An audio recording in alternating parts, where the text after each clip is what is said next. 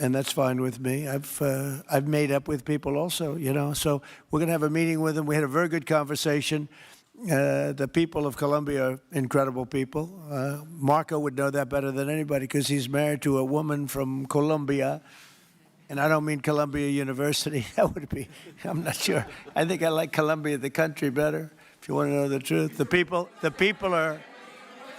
hold it.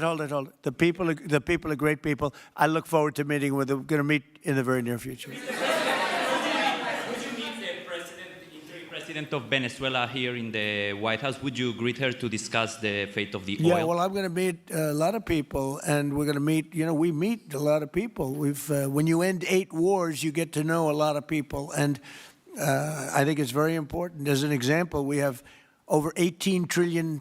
Think of it, $18 trillion coming into our country. A lot of that's coming in from foreign countries like Saudi Arabia and Qatar and UAE and others. And I get to meet a lot of people, but I will be meeting with various representatives of Venezuela, probably pretty soon. We haven't set that up. But the relationship that we have with the people that are currently running Venezuela is very good. We also have a young lady that received the Nobel Peace Prize. She's going to come in and pay her regards to our country, really, to me, but, you know, I'm a representative of the country, nothing else. And she's coming in sometime next week, I think Tuesday or Wednesday, and we'll see how that is. But no, we're dealing with the people from Venezuela. We're dealing with them very well. I think they've been very smart in the way they've dealt with us, frankly, because that whole place could have been obliterated with one more strike, and we didn't want to do that.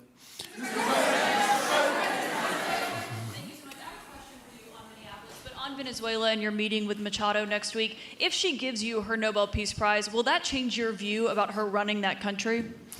Well, I have to speak to her. I mean, I'm going to have to speak to her. She might be involved in some aspect of it. I will have to speak to her. I think it's very nice that she wants to come in, and that's what I understand the reason is, because Norway is very embarrassed by what took place. I mean, they're getting decimated. Look, whether people like Trump or don't like Trump, I settled 8 wars, big ones, some going on for 36 years, 32 years, 31 years, 28 years, 25 years, some just getting ready to start, like India and Pakistan, where already 8 jets were shot out of the air, and I got it done in rapid order without nuclear weapons. I can't think of anybody in history that should get the Nobel Prize more than me, and I don't want to be bragging, but nobody else settled wars. Obama got the Nobel Prize. He had no idea why. He still has no idea. He walks around, he says, I got the Nobel Prize. Why did he get a Nobel Prize? He got it almost immediately upon attaining office, and he didn't do anything, and he was a bad president. So, I mean, you should get the Nobel Prize for every war you stopped. These were major wars. These were wars that nobody thought could be stopped. President Putin called me, and he said about 2 of the wars that he's been trying to stop them for 10 years. He wasn't able to do it. He couldn't believe it. So in theory, you should get the Nobel Prize for every war you stopped. Every one of them was major. But I don't care about that. What I care about is saving lives. I've saved tens of millions of lives. You know, the Prime Minister of Pakistan came here, and he made a very public statement. He said that President Trump saved minimum 10 million lives having to do with Pakistan and India, and that was going to be raging. So, you know, but I'm honored that she's coming here. I look forward to meeting her, yes. Go ahead. The state officials there have said that the FBI is not sharing evidence with them. Typically, they would conduct a joint investigation, as you know. Do you believe that the FBI should be sharing evidence with state officials in Minnesota? Well, normally I would, but they're crooked officials. I mean, Minneapolis and Minnesota, what a beautiful place, but it's being destroyed. It's got an incompetent governor, fool. I mean, he's a stupid person. And it looks like the number could be $19 billion stolen from a lot of people, but largely people from Somalia. They buy their vote. They vote in a group. They buy their vote. They sell more Mercedes-Benzes in that area than almost. Can you imagine? You come over with no money, and then shortly thereafter you're driving a Mercedes-Benz. The whole thing is ridiculous. So they're very corrupt people. It's a very corrupt state. I feel that I won Minnesota. I think I won it all 3 times. Nobody's won it since Richard Nixon won it many, many years ago. I won it all 3 times, in my opinion, and it's a corrupt state, a corrupt voting state, and the Republicans ought to get smart and demand on voter ID. They ought to demand maybe same-day voting and all of the other things that you have to have a safe election. But I won Minnesota 3 times, and I didn't get credit for it. I did so well in that state every time. The people were crying every time after. That's a crooked state. California's a crooked state. Many crooked states. We have a very, very dishonest voting system. The last time I won, 24, the one that just took place, I won because it was too big to rig. You couldn't rig it. It was too big.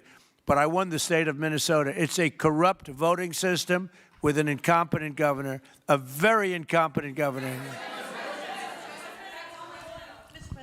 And by the way, he's a very corrupt governor, too. Go ahead. I have a question on Iran, but first, very quickly on Venezuela. How do you provide total security guarantees to these companies without putting U.S. boots on the ground? Well, we're going to work with the Venezuelan leaders and people, and we're going to have a very safe group, and they're going to also bring over some security with them. You know, these are not babies. These are people that drill oil in some pretty rough places.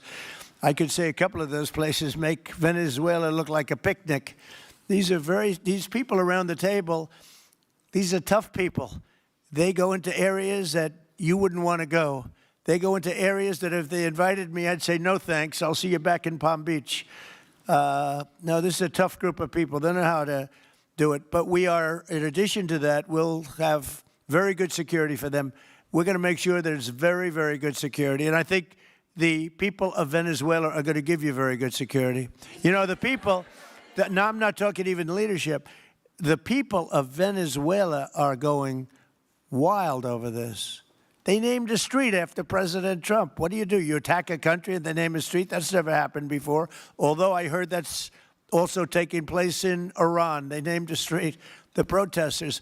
I just hope, you know, just God bless them. I just hope the protesters in Iran are going to be safe, because that's a very dangerous place right now. And again, I tell the Iranian leaders, you better not start shooting, because we'll start shooting too. With your glasses, sir, go ahead, please. Hold it. Next to you. Yes, glasses. The gentleman with the glasses. All right, thank you, Mr. President. With those very big glasses, actually. Yeah, Ferrari, actually. Mr. President, I have 2 questions. What do you want the European Union to do in Ukraine? The European leaders seem pretty divided on Ukraine. And then, if you can reiterate this straight message that you have to the Iranian leader, to Khomeini, the message that you have. You're talking about Iran? Iran, yeah. What the do first I want one is on Iran Europe. to do? I'm sorry? Where are you from? Italy. Oh, nice place. Yeah. Okay. Thank you. The first question So is what on are you Europe. asking about Iran for? Well, if you can answer about Europe and what you think the Europeans should do on Ukraine, and then a message. Well, look, Europe has been doing so much for Ukraine, but it hasn't been enough. And obviously that I would say that President Putin is not afraid of Europe. He's afraid of the United States of America, as led by me. There's no fear of Europe. You know, Europe's fallen behind. And Europe, and J.D. said it very strongly. I don't know. He took a lot of heat, but I didn't give him any heat. Europe is a different place. Europe is changing. Europe has got to get its act together. I love Europe. I guess I came from Europe, essentially. My roots are in Europe, but Europe is a different place. They have to get their act together. Now they have a great NATO leader, and they've gone up to 5% from 2% GDP. That's a big step. But they have to be very careful with their immigration policy, and they have to be because, you know, I will just say, to be nice, that there are certain places in Europe that are very important that are no longer recognizable. I'm being very nice. I'm being very diplomatic when I say that. They are not recognizable, and they have to be careful on energy, because they're putting windmills all over the place and losing a fortune. They're destroying their country. They're just destroying the beautiful landscapes, the beautiful everything. They're doing. And by the way, in case you people don't know, I'm not much of a windmill person. I can proudly say, Doug, that we have not approved one windmill since I've been in office, and we're going to keep it that way. My goal is to not let any windmill be built. They're losers. They lose money. They destroy your landscape. They kill your birds. They're all made in China. And all you have to do is, just about all of the windmills are made in China, the structures. All you have to do is say to China, how many windmill areas do you have in China?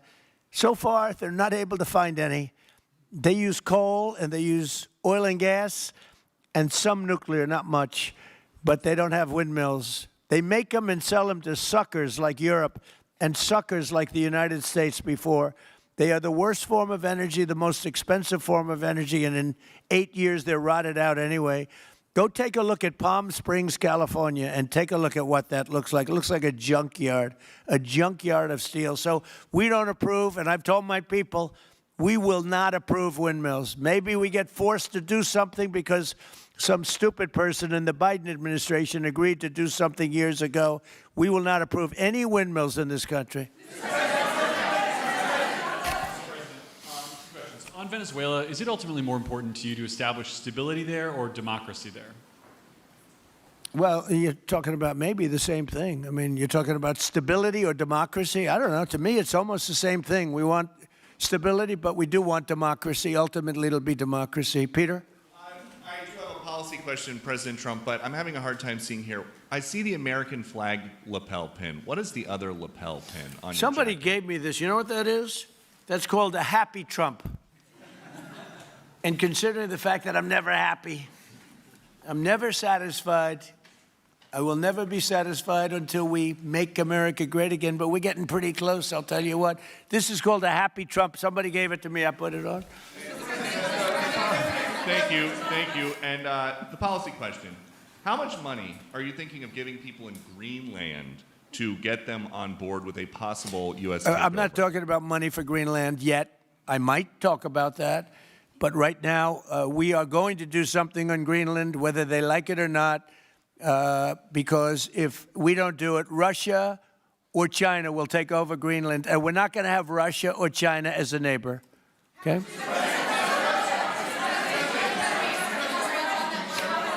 I would like to make a deal, the easy way, but if we don't do it the easy way, we're going to do it the hard way. And I'm a man, and by the way, I'm a fan of Denmark too. I have to tell you, and they've been very nice to me. I'm a big fan, but the fact that they had a boat land there 500 years ago doesn't mean that they own the land.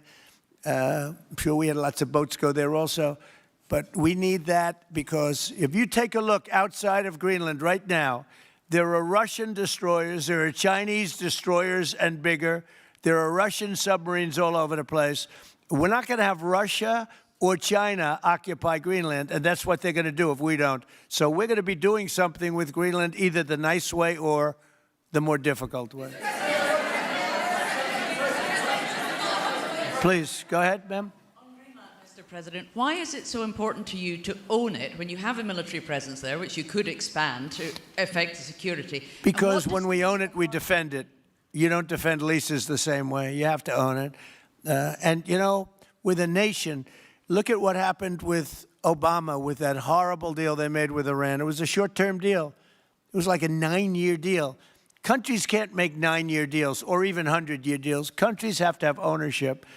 And you defend ownership, you don't defend leases. And we'll have to defend Greenland. If we don't do it, China or Russia will. It's not going to happen. We are not going to have, and I like China, I like Russia, I love the people of China, I love the people of Russia. I get along very well with President Putin, but I'm very disappointed in him. I get along very well with President Xi. I'm going to go over to China in April, but I don't want them as a neighbor in Greenland. Not going to happen. And by the way, and NATO's got to understand that. I'm all for NATO. I saved NATO. If it weren't for me, you wouldn't have a NATO right now. But we're not going to allow Russia or China to occupy Greenland, and that's what's going to happen if we don't. Go ahead. Report that came out today, Mr. President. One, can you respond to that? And two, Yeah, it was an amazing report. The most amazing thing is government jobs are way down, and yet the unemployment or the employment numbers are very good. We've gotten rid of tremendous numbers of federal government jobs. Nobody's ever seen anything like it. And yet the employment numbers are very good. They're really getting better. But now we have all those people to work in the private sector for a lot more money. I think that's one of the very big things. The other thing is at 5.4%. And remember, this is after we had a shutdown. And that shutdown had an impact because the concept of the shutdown, even though it's before, people knew we were going to be shutting down. A lot of bad things happened. And by the way, on January 30th, you may have another shutdown. We'll see what happens. But I think the numbers, Caitlin, were really amazing. Look, to think about 5.4%, nobody thought that. They thought it was going to be 2%. And you know what it is? It's tariffs. And it's also November 5th. We had a great election, a great election. Our country was dead 1.5 years ago, and now we have the hottest country anywhere in the world. And I hope you guys were impressed. 5.4%, and we haven't even really transitioned yet. There's no reason it can't be much, much higher than that. Yeah.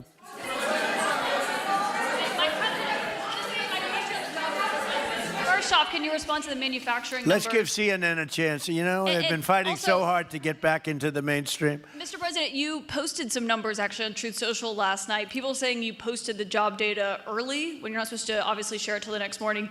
Did you do that on purpose? No, I don't know. If they posted them, I said post them whenever you get a chance. I don't know. They gave me some numbers.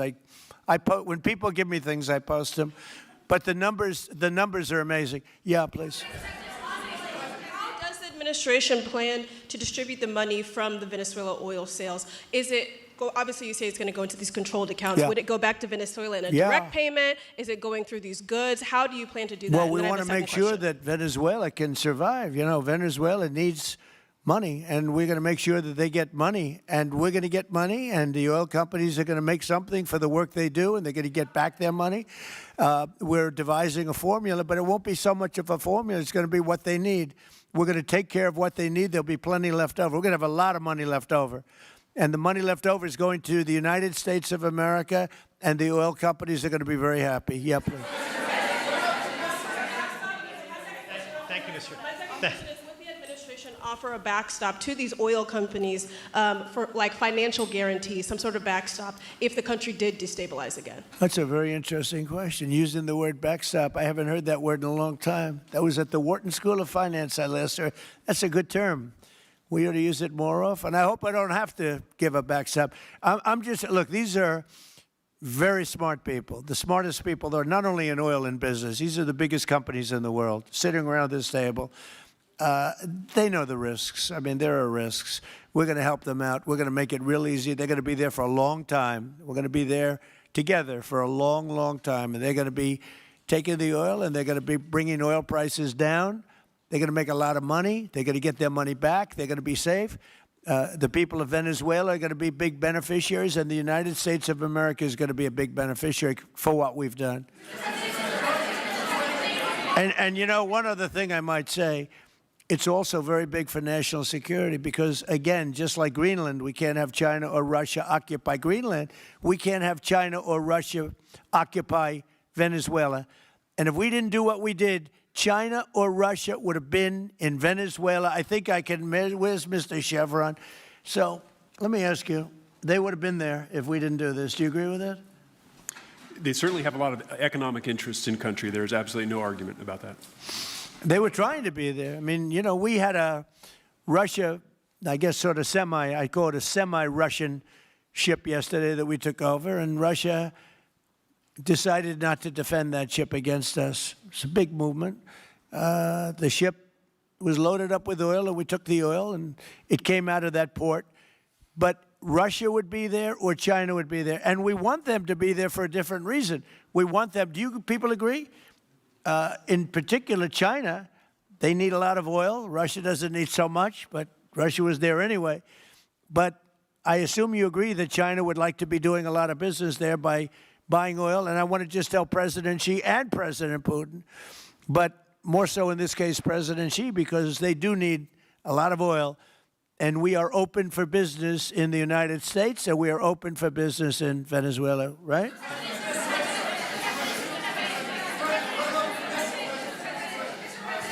Go ahead, sure. Mr. President, You know, what is your I could take questions from these people all day long. You know, they're sitting here, and generally they're very rich, very powerful, but nobody gives a damn about them. It's a sad thing. You have all that money, all that power, and look at all these crazy questions. We could do this all day long and they wouldn't be satisfied. I have a question on today's meeting, Mr. President. We'll take a few more, I have though. a question on today's meeting, Mr. President. Do you have, let me ask you more importantly, do you have any questions from the biggest? Yeah, sure. Hold it. Do you have any questions for the biggest people on earth, the biggest business people, the biggest companies anywhere on earth? Do you have any questions for these people? No, do you have a question for them? Go ahead, ask them a question. To rebuilding the oil infrastructure in Venezuela. And for the executives in the room, what do you need from the administration in order to invest? That's a good question. Do you want to go and answer that question? Yeah, Exxon, small company. I'll refer you back to the statements I made before. There are a number of legal and commercial frameworks that would have to be established to even understand what kind of returns that we'd get on the investments. So I think all the investments and the opportunity sets, I think everyone sitting around this table would have the opportunity and the know-how and the capability to make the investments. The questions will ultimately be how durable are the protections from a financial standpoint, what do the returns look like, what are the commercial arrangements, the legal frameworks, all those things have to be put in place in order to make a decision to understand what your return would be over the next several decades that these $1 billion investments would be made on. You know, could I do this? Because we have, again, the biggest people on the planet Earth around this table, biggest companies in the world. I'd like to just ask them to introduce themselves. We'll start from this end and go around to here. And if you have anything to quickly say, we can do that. But you want to just start right over here? These two guys, we'll leave them out because they're with us. Please. Thank you, President Trump. John Addison at VTOL. We're here to ensure that you are going to be able to move all of this oil all around the world at the best price possible so that the influence that you have over the Venezuelans will ensure that you get what you want. Thank you. Thank you. Good point. Thank you, Mr. President. Brian Sheffield of Formentera. My grandfather, Hugh Sheffield, was president of ARCO, Venezuela. Right. Thank you for what you did. Do you like what we're doing? There's a lot of shale there, a lot of upside. He would be very happy looking down. He'd be very proud of you right now, right? Yes, sir. Good. Thank you.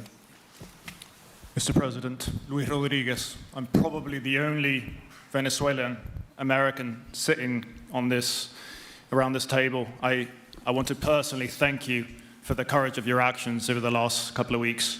I think I speak, and I speak of Venezuela in general in saying there's optimism.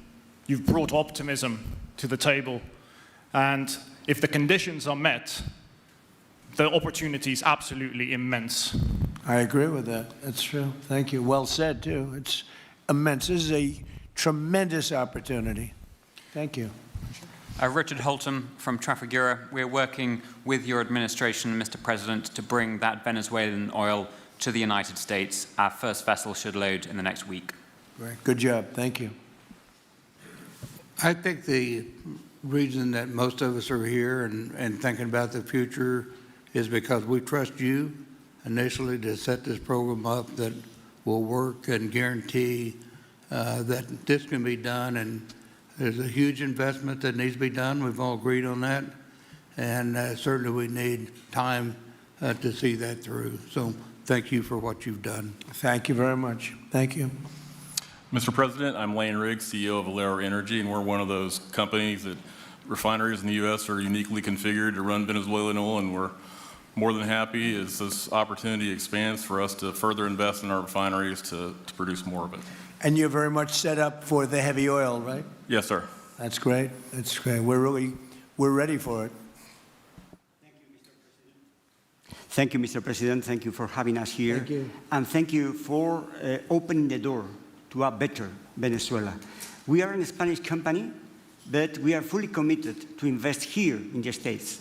We have invested over the last 15 years $21 billion in the American oil and gas industry, in Pennsylvania, in the Gulf of America, in Texas, and in Alaska with the discovery of Pica that is going to have the first oil this quarter and is going to change, is going to reverse the declining history of that great state of Alaska.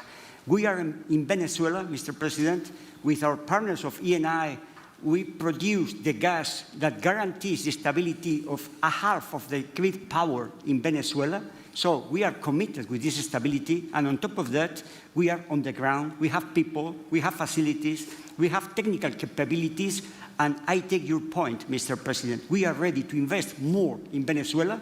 Today, we are producing 45,000 barrels a day gross of oil, and we are ready to multiply by 3 this figure in coming 2-3 years, investing hard in the country, following your recommendation, if you allow us, of course, and in the framework, commercial and legal framework that could allow this growth. So thank you, Mr. President. Thank you. Great job you've done. Thank you.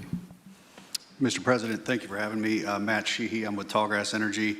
We are an infrastructure business, so whether it's oil, gas, CO2, we move that around. So most of my customers are sitting around the table, and happy to lend our expertise to what's going on in Venezuela to support the people. And obviously infrastructure is going to be critical to see it repaired. Thank you. Thank you. Mr. President, thank you. An honor to be here. Marianne Mannon, Marathon Petroleum. We are one of the largest U.S. refiners. On behalf of the men and women of Marathon Petroleum and of our industry, thank you and the administration for what you're doing for U.S. energy independence. We have the ability and the capability of our assets to process Venezuelan crude, and the people of Marathon Petroleum stand ready to do so. Do we need more refineries in our country? In the U.S., probably Yes. not. We have sufficient capacity. That's amazing. A lot of it was approved during my first term. We were getting you approvals that nobody could have gotten in Louisiana and other places, and they got built. Before that, it was a disaster. We didn't have the refineries. Now we do because of the first term. Please. Darren Woods, ExxonMobil. Okay, we'll go over here. Thank you, Mr. President. Jeff Hildebrand, founder and chairman of Hillcorp Energy, one of the largest private energy companies in America. Who's bigger, you or Harold? We're close. Huh? We're close. Harold. Absolutely, Mr. Ham. But thank you for your great, tremendous leadership in protecting the interests in the Western Hemisphere. The message that you have sent to China and our enemies to stay out of our backyard is absolutely fantastic. So thank you. Thank you very much. And finally, Hillcorp is fully committed and ready to go to rebuilding the infrastructure in Venezuela. You'll go there? You'll be going? Yes. Good. That's good. You'll be very happy. Thank you very much. Thank you, Mr. President. Jeff Miller, CEO of Halliburton Company. We are the largest American oilfield services company. We're the second largest in the world. Been in business over 100 years. Started operations in Venezuela in 1938. Long time in Venezuela. I personally lived there for 4 years and raised my kids there. So quite familiar with Venezuela, and just couldn't express gratitude more so for the opportunity to return to Venezuela under the stability that I know that this team and your team are able to deliver. And so When did you leave? Huh? When did you leave Venezuela? As a company, we left under the sanctions in 2019. So we had intended to stay, and then when the sanctions went into place, we were required to leave. But very much interested in returning. Have 600 Venezuelans with Halliburton today, all around the world. Look forward to putting them back to work. Great job. Great Thank job. you. You'll be back. Please. Mr. President, I'm Alex Granberg. My company, Aspect Energy, is one of the leading American international wildcatters. We've found significant fields in Central and Are you a South. wildcatter? I'm a wildcatter. That's pretty cool, I'll tell you. I would have been a wildcatter, too, if I was in. And you've been successfully wildcatting. We've found significant fields in Central and South America, in the Middle East, and in Europe. We're a leading That's oil great. producer in Hungary. But probably the most pertinent example is what a wildcatter does is take on risk and try to reduce it, and then other people come in and put more capital in later, so we're kind of kickstarters in the oil industry. We went into Kurdistan very early on, back when people told us it wasn't safe and we shouldn't do it. We found a big field there, and it ultimately has got to be developed along with one of my colleagues here to be one of the big leading fields in Kurdistan. We think that Venezuela has a tremendous amount of opportunity.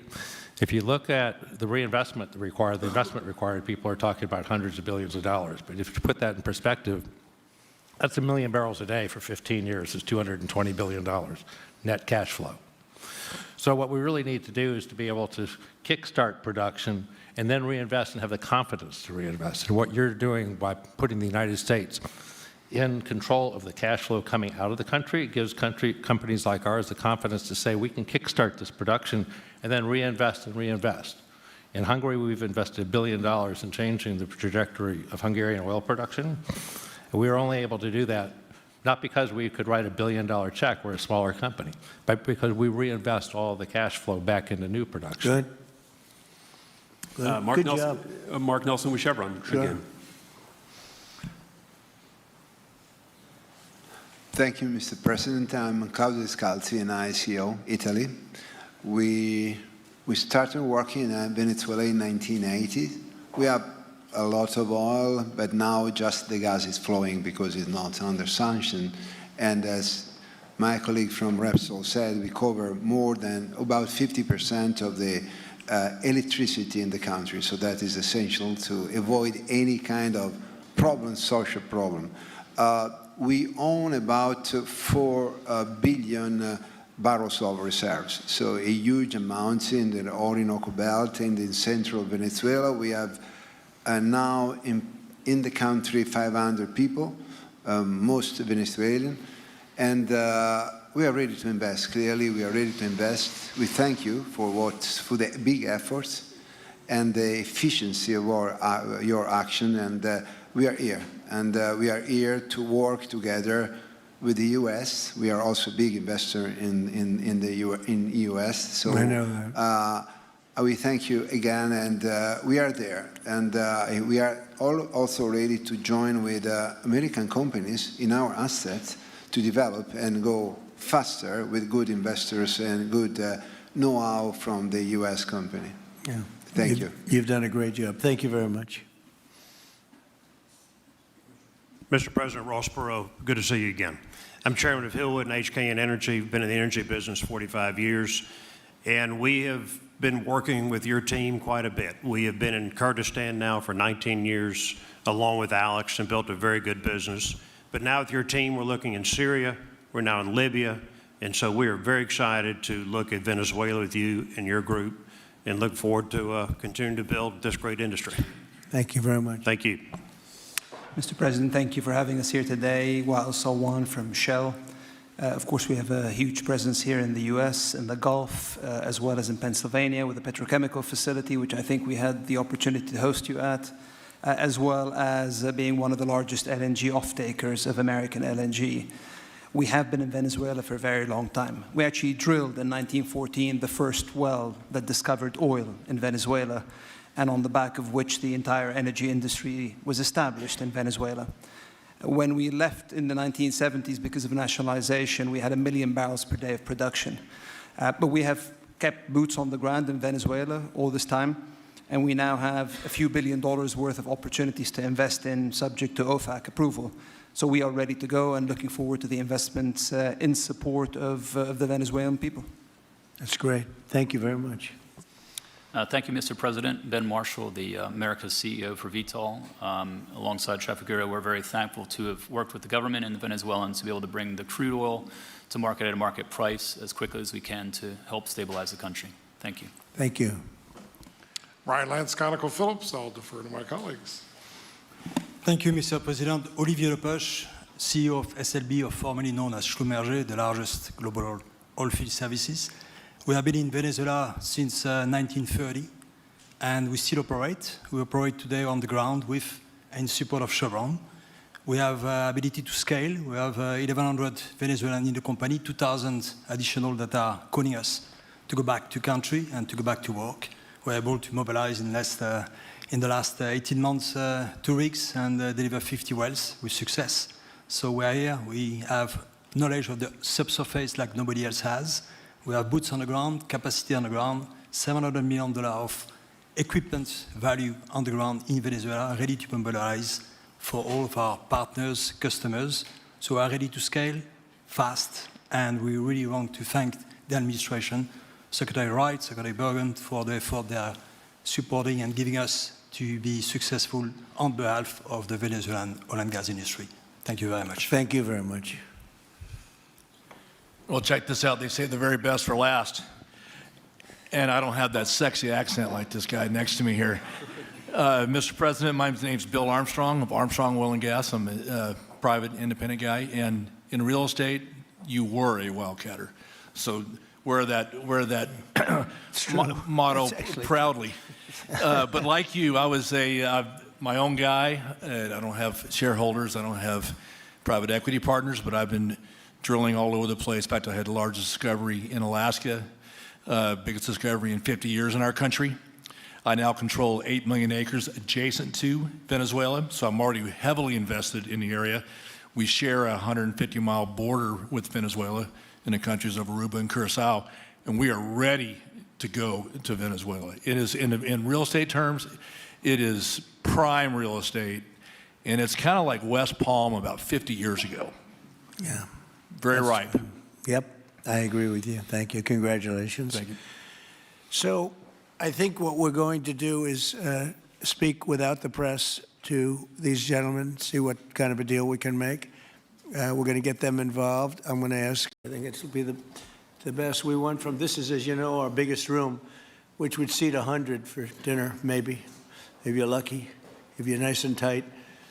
And the ballroom will seat many. And it'll also take care of the inauguration with bulletproof glass, drone-proof ceilings, and everything else, unfortunately, that today you need.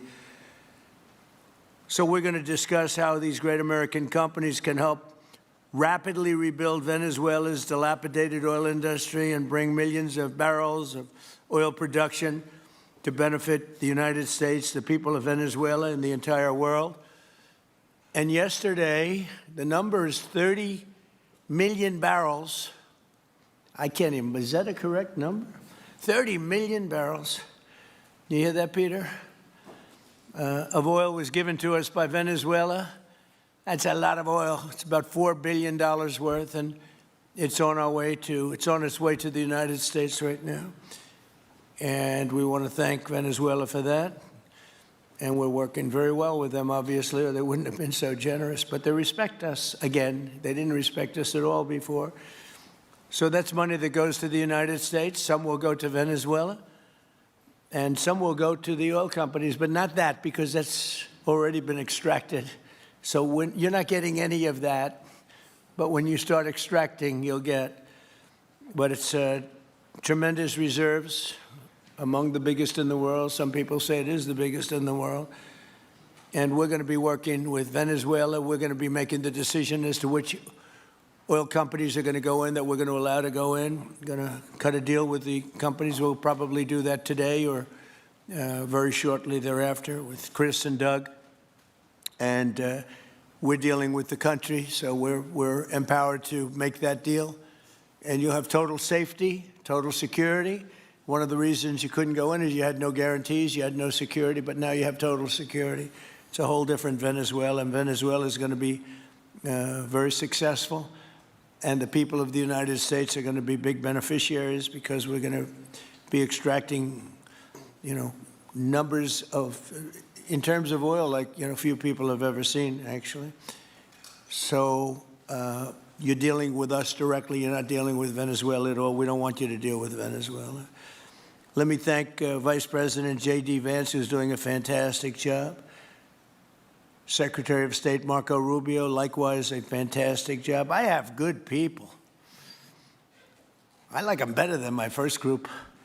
But we had a great, despite that, we had a great first term. We had some great people there, too, by the way.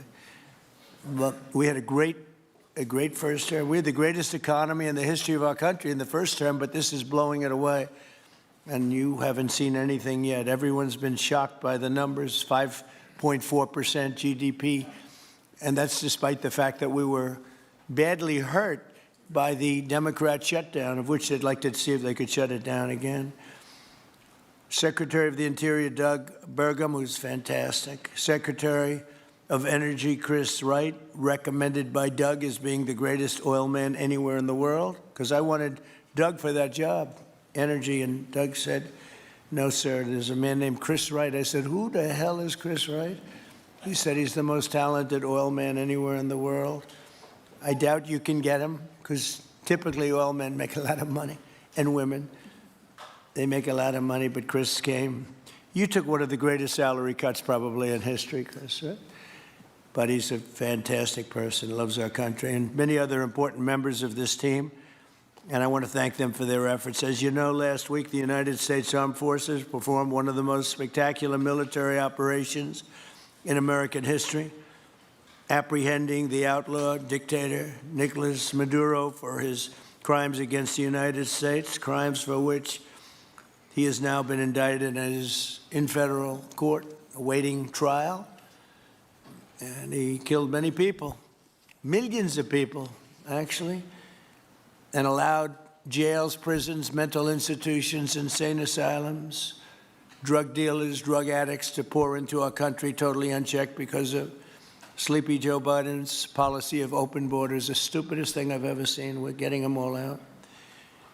The departure of Maduro makes it possible an incredible future for both nations, Venezuela and the United States, in which we will more closely integrate the economies of two major energy powers in the Western Hemisphere. Energy coming out of Venezuela was very small. One of the things the United States gets out of this will be even lower energy prices. We have people now getting gasoline for $1.99, $1.96, $1.95, $1.92 yesterday, somebody. And it used to be $3.50, $4, $5 a gallon. Think of that, $1.99. Decades ago, the United States built Venezuela's oil industry at tremendous expense with American skill, technology, know-how, and dollars. But those assets were stolen from us, and we had presidents who did nothing about it.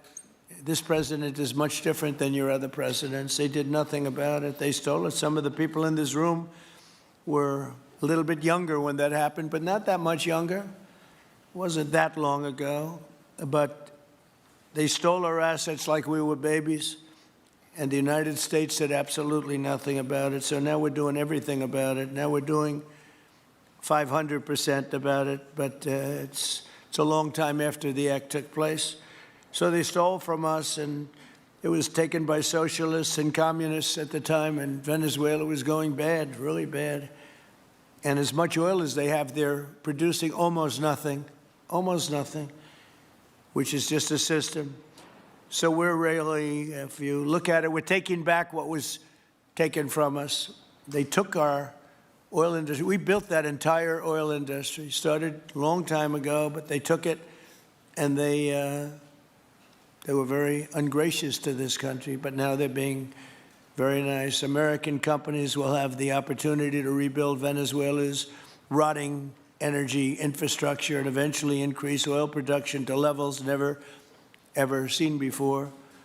When you add Venezuela and the United States together, we have 55% of the oil in the world. The United States is number one. We have them drilling.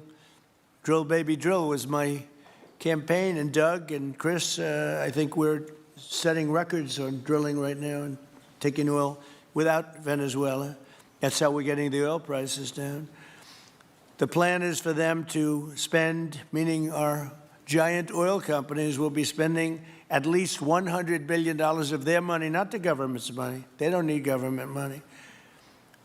But they need government protection and need government security that when they spend all this money, it's going to be there so they get their money back and make a very nice return. The plan is for them to spend at least $100 billion to rebuild the capacity and the infrastructure necessary.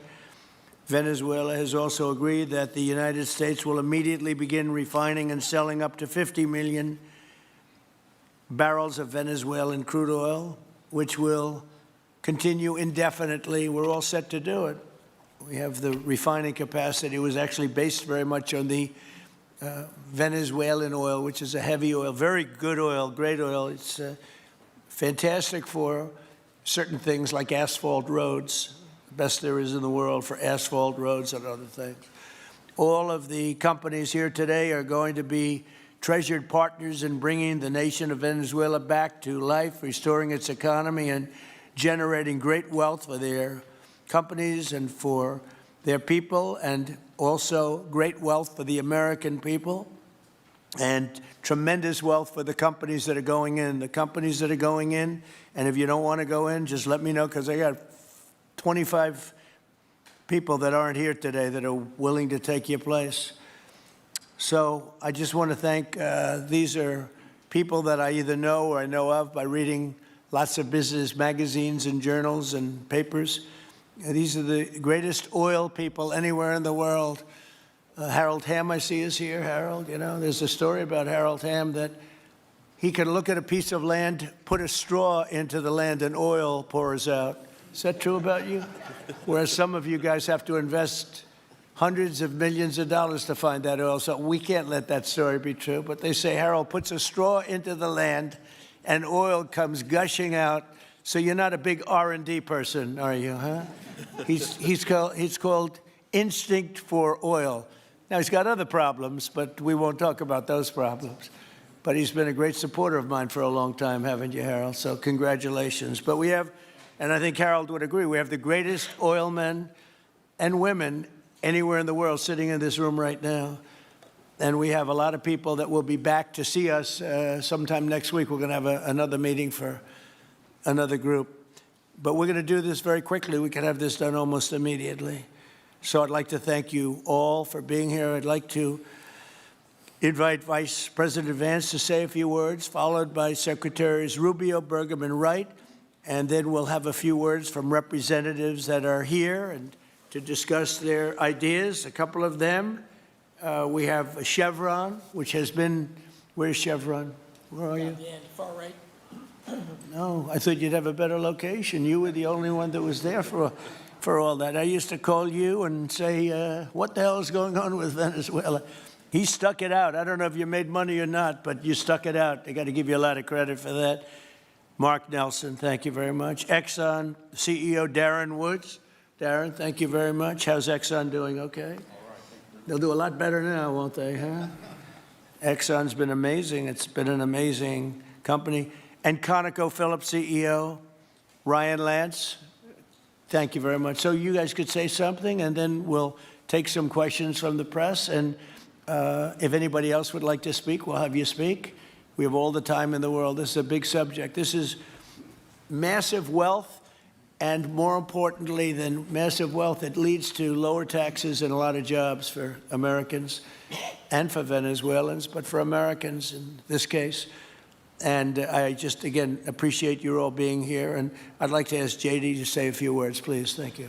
Thank you, Mr. President. And thanks to everybody for being here. You know, as a Marine Corps veteran for my entire lifetime, presidents, and let's be honest, they were Democrats and Republicans, would send the American military to far-off places. They would get us involved in these endless quagmires. They would lose hundreds or thousands of American lives.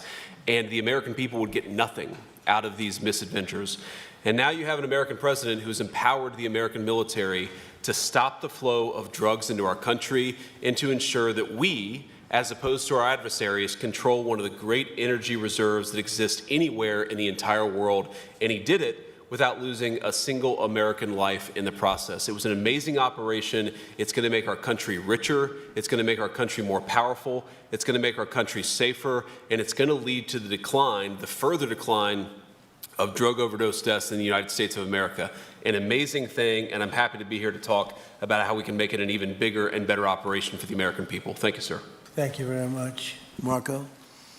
Thank you, Mr. President. And I think this is a reminder that everything this president does, everything President Trump does, is with the American people in mind. It was not in the national interest or national security of the United States and of our people to have in our own hemisphere a country, not just with vast energy reserves, but controlled by an indicted narco-trafficker who flooded our country with illegal immigration, including drug gang members, openly cooperated with drug gangs, and by the way, stole the wealth of that country to fund a repressive regime and also benefit adversaries such as Iran. All of that is now changing. as part of this process. The first phase, of course, is the phase we're in now, which is the stabilization phase. We do not want to see destabilization in the country. We're working very cooperatively with the interim authorities there to provide a market for the sale of the wealth of Venezuela in such a way that benefits the people, both of the United States, but also the people of Venezuela. And as a reminder to everyone, the President announced this just 2 days ago, every penny, everything they buy with the money that they're making from the oil now, Mr. President, will be bought from America. And that includes everything from equipment for the oil industry to food to medicine and everything in between. The second will be a phase of recovery, and then some of these phases will overlap, and that is to have a normal economy again where the money goes to the benefit of people, not the benefit of our adversaries or the benefit of elements in that country and around the world that are against our interests, at the same time as a process of reconciliation has to happen internally among the different sectors of society and politics and the like.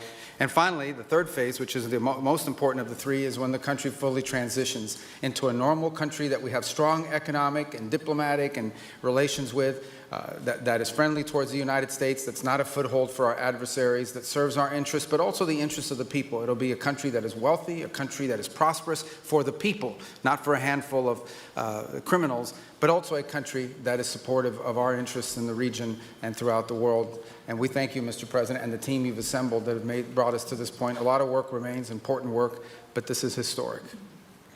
Okay. Thank you very much. Doug? Well, Mr. President, I want to thank you for your leadership, not just as President, but as Commander-in-Chief. The boldness, the execution, the breathtakingly precise work that you've delivered both in Iran back in June and here has changed the field for the whole world. And you always ran about the idea of peace and prosperity. And in Venezuela, as you know, this was a playground for every bad actor in the world. We had Russians, Iran, terror groups, all of them profiting from this criminal organization that was pretending to run the country. That makes America safer. You've secured the border, we're stopping the flow of drugs, and now with the normalization of relationships on an economic basis, it's going to mean tremendously for the prosperity of the American people. So I just want to say again, congratulations to you and to the entire leadership team. It's been an amazing, historic week on the scale of things that we haven't seen perhaps for 125 years in terms of the U.S. Exerting its influence over Latin America in a way that's going to make a change for generations. And on behalf of all the oil executives that are here today, Chris and I want to say thank you to all of you. It's your technology, your innovation that has put America in the place where today we are the most energy dominant country in the world. And that position is what's allowed us to take the action that we're taking with statecraft, with military action. None of that would happen if we were dependent on everybody else for energy. So you're a big part of the reason that we're able to move the way we are today, and we're grateful that you're here to be part of the solution going forward. Thank you, Doug, and you are doing a fantastic job, and we appreciate it. Everybody appreciates it. They know who's doing well. Chris Wright? Thank you, Mr. President. Yeah, what we've seen in the last week is leadership matters and credibility matters. Venezuelan oil has been sanctioned for many years, and the oil just flew, those sanctions were not enforced. That oil just floated out to trafficked by bad actors of the world. The resources weren't gone to a central place. The corruption and decline of Venezuela has been a crisis for the people of Venezuela, and as Secretary Rubio said, massive spillover effects in the United States, in crime, in drugs, in kidnappings, and in taking a huge resource base and making it not exploited, not developed. The whole world is a poorer, less opportunity-rich place because of that. When you have materials underground, they've been underground for 1 million years. That does not make them a resource. That does not make them valuable for your country, your people, or the world. They only become a resource with technology, with capital, with rule of law, and a system of governance that encourages the harvesting of those resources to make the better world. And we see here the dramatic contrast between the United States, which may have less oil underground than Venezuela. We have 20 times the production of Venezuela, 20 times the impact of human betterment, massively better quality of living here in the United States.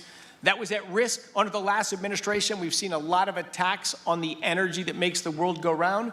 President Trump's election has removed those risks, has embraced reality about how the world is energized, and we are at record production of oil in the United States, record production in natural gas in the United States. We've seen a meaningful decline in gasoline prices, diesel prices, travel prices because of jet fuel. And now President Trump is taking the genius of a different way to try to solve a 25-year festering problem in Venezuela, that all the traditional things have not worked. But ordering both a tremendous military operation to remove the heads of a criminal organization masquerading as a government, and then to use the power of our military, not to fire bullets, but to stop the flow of Venezuelan oil to the world, immediately gave us leverage over the interim authorities in Venezuela and has allowed us to be in this position today where the actions of this government can massively improve Venezuela for the better, and the bigger impact is to massively improve the quality of life, affordability, safety, and security of the United States. Very proud to be here. And we'll turn it over to Mark Nelson, who's the vice chairman of Chevron. Chevron has been in Venezuela for over 100 years, continuously. Mike Wirth, the CEO, had a knee replacement recently. He's not here. Mark is a tremendous leader in our industry, and I'll turn it over to him. Thank you, Secretary Wright. Again, I'll send Mike Wirth's regrets. He really wanted to be here, Mr. President. Right. Great guy. On his behalf, I have 3 very quick thank yous and an assurance I'd like to provide you all. The first thank you, Mr. President, is to you. It's thank you for convening this gathering. It's thank you for your leadership, and thank you for continuing to keep American energy domination in the forefront. So thank you for that. Thank you very much. The second thank you actually is to the cabinet. So Secretary Rubio, Secretary Burgum, Secretary Wright, your ability and commitment to continue to engage with the parties around the table to keep the world working is greatly appreciated. So thank you for that. And the final thank you actually would go to our Venezuelan employees of Chevron. They have been working tirelessly to operate safely, protect the environment in country, and their dedication and skill will help us in this next chapter. And finally, I'll close with the assurance. For more than a century, Chevron has been a part of Venezuela's past. We are certainly committed to its present, and we very much look forward as a proud American company to help it build a better future. And so, Mr. President, thank you for your leadership. And you really suffered there. You stuck it out. A lot of people left. A lot of big companies left. Many of the people sitting at this table left because of the safety risk and other risks. But you stuck it out. I give you credit for that. Sometimes it was hard. I remember 6 months ago I told you to stay, just stay. Things are going to happen. You'll be very happy. I didn't know they were going to happen this fast or this conclusively. One thing I think everyone has to know is that if we didn't do this, China or Russia would have done it. And if China or Russia were a next-door neighbor, because essentially this is not around the other parts of the world so far away where you fly an airplane for 24 hours before you get there. This is sort of a next-door neighbor, if you think about it. And I told China and I told Russia, we get along with you very well. We like you very much. We don't want you there. Not going to be there. And if we didn't do this, China would have been there and Russia would have been there. Maybe they both would have been there together, but they're not going to be there now. One thing I will tell them, and I will tell you, that we are open for business. China can buy all the oil they want from us there or in the United States. Russia can get all the oil they need from us, and they do like oil, even though they produce a lot of it. But China and Russia and everybody else is able to go, and we'll be open for business almost immediately. I have a feeling the $100 million will be spent $100 billion will be spent very, very rapidly by these very big, powerful, and rich companies, and I think they're going to be able to rebuild the infrastructure. And I hope it's going to be brand new as opposed to a rehab, because I know the tremendous difference between the new and the not so new in your industry. The new is much more beautiful, much better in every way, and actually much smaller. It's like everything else, gets smaller and stronger. It's a combination of smaller, better, and stronger. So I hope you're going to build all brand new stuff, rip out the old crap that's been there for so many years, and do it the right way. You're going to be there a long time if we make a deal. If we make a deal, you're going to be there a long time. If we don't make a deal, you won't be there at all. It's, you know, sort of interesting. But again, China and Russia would have been there if we didn't do this. And the other thing, people ask about the second wave. I don't think it's going to be necessary. We have an armada, a giant armada like nobody's ever seen in that part of the world. And it's stationed off the coast. And we are getting along so well with the people that are involved and representing Venezuela that I don't think we're going to have any, I don't think it's going to be necessary to do the second wave. We were planning on a second wave, but the first wave was so powerful and so good and so strong. And frankly, the people in the country, they did the right thing. They were smart. They did the right thing. They didn't want to go through a second wave. But we've got a tremendous number of the most powerful ships in the world right there. I don't think we're going to have to use that. I'm happy to say that. I don't think we're going to have to use that at all. If I could ask Chevron, you did a great job. I want to thank you. And ExxonMobil, if you would say a few words, and then followed by Conoco, great companies, massive companies, great companies. Exxon, please. Sure. Thank you, Mr. President. I appreciate the invitation and the opportunity, frankly, for the entire industry to show up and provide a perspective. Frankly, we've been kind of unresponsive to the press regarding Venezuela, but I guess today's the opportunity to address the press directly with respect to a number of questions that have been asked of ExxonMobil. First and foremost, obviously, is the interest that we have in Venezuela. And I think, you know, the way I would position that, I think one of the reasons why we see many of the industry players here is we're in a depletion business for a product that is in great demand and will be in demand for many, many, many decades to come. And as a depletion business, the biggest challenge we have is finding resources. There's an opportunity in Venezuela with all the resources there is we don't have that challenge of finding, we have the challenge of developing those resources. So I think it's in the best interest of these companies and frankly society as a whole for the industry to be interested in understanding what the opportunity here represents. I'll just share a philosophy that ExxonMobil has when we enter countries because we do business all around the world in a number of different regimes. We take a very long-term perspective. The investments that we make span decades and decades, so we do not go into any opportunity with a short-term mindset. And there's a value proposition